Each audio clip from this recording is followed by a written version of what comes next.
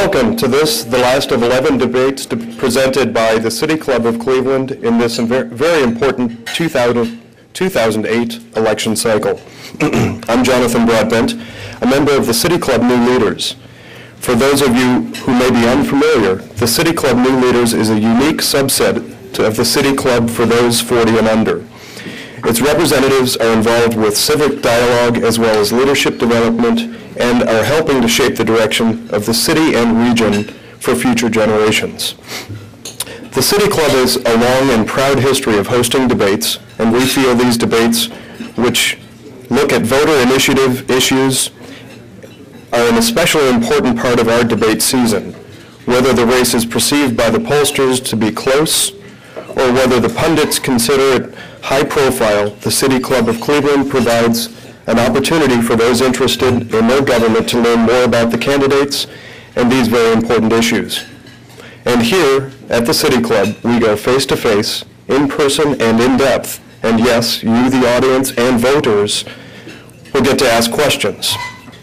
Many thanks to those of you who are here and those watching WVIZ and listening to WCPN, and who are watching and listening to our webcasts and podcasts. 60 minutes will go by very quickly, so let's proceed. We are delighted to have Eric Wellman as our moderator for today's debate. Eric is the regional host of Morning Edition on 90.3. His newscasts and interviews can be heard weekdays 6 to 9 a.m., and his work has been widely recognized nationally by a number of professional broadcast organizations. Eric? Thanks, Jonathan.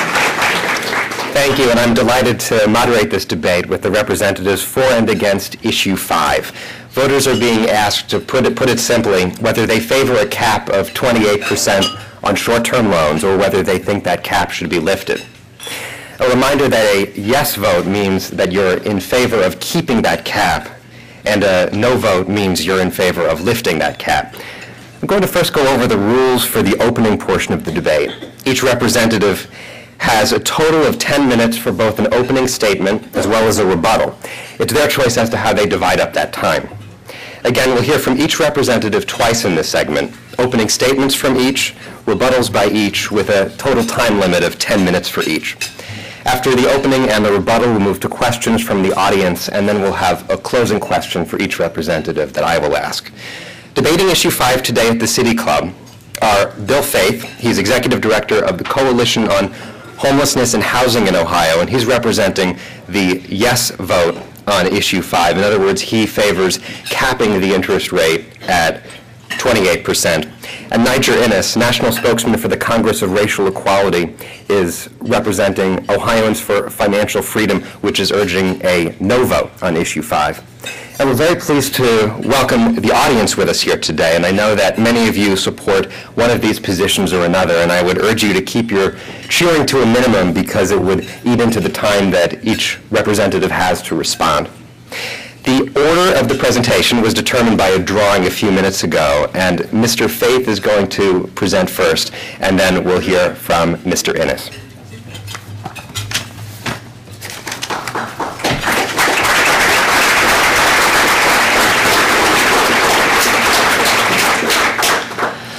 Thank you, Eric, and good afternoon. I'd like to thank the City Club for hosting this important debate.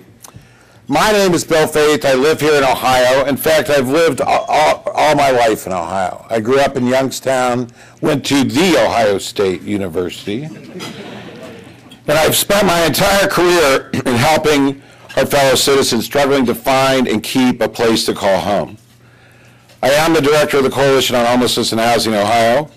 The Homeless Coalition is helping to lead the charge to reform predatory payday lending by asking voters to vote yes on Issue 5.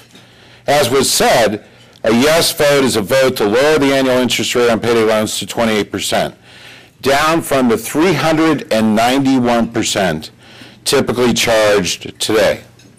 I'm debating Mr. Innis, who supports the payday lenders. Mr. Innis lives in New York. Ironically, New York, like many other states, doesn't allow payday lending. He does not have to live with the outcome of Issue 5. We as Ohioans do.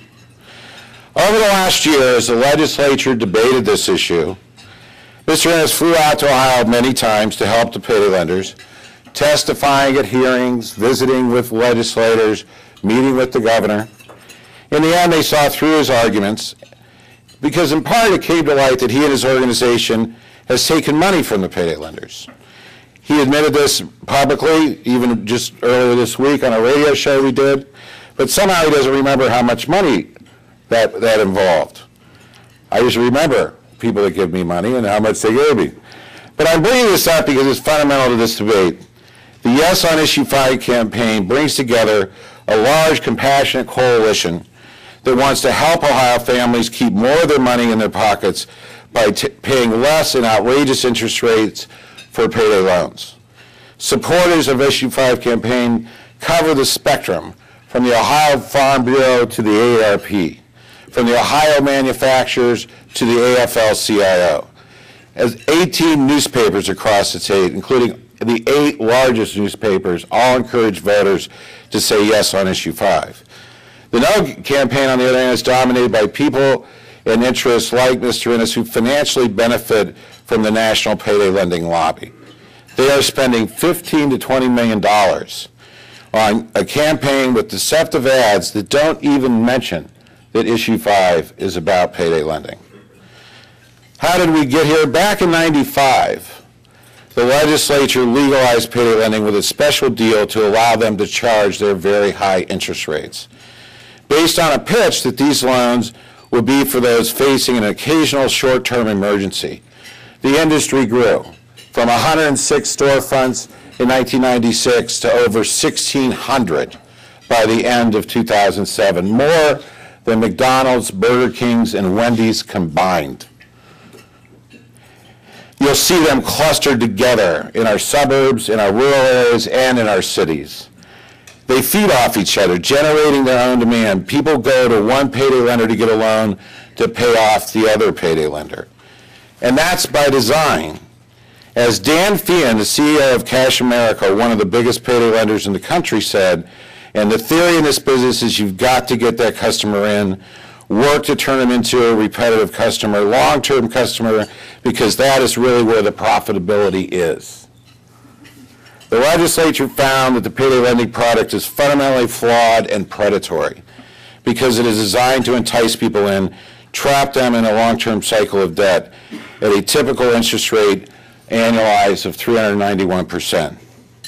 As Speaker John Husted, a Republican from Dayton, said, with the free market comes trust and responsibility that the product you are providing is going to work. In this case, it doesn't. The business model is based on people not being able to pay it off and becoming trapped in a cycle of debt. For every borrower that gets 1 or 2 loans a year, there are others that get 20 or 30 loans a year.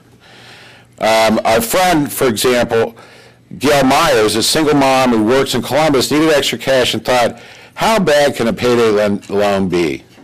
Well, she found out. After that first $300 loan, it took Gail 2 years and $2,500 before she could finally escape the cycle of debt that lending caused. The legislature looked at the experience of 15 other states who set stricter regulations on payday lenders. They also looked at what the Pentagon had to say. After years of complaints from base commanders, the Defense Department asked Congress to cap payday loan interest rates, stating in an official report, predatory lending undermines military readiness and harms the morale of our troops and their families. The Marine Major General, the commander of all the Marine bases, was a little more blunt. He said, let me be clear, payday lenders are not providing our Marines with a service. They are parasites, bottom feeders, and scumbags. Those are his words. Major General Mike Linhart. So what happened? The Congress stepped up and adopted a federal interest rate cap to protect military families from predatory payday loans.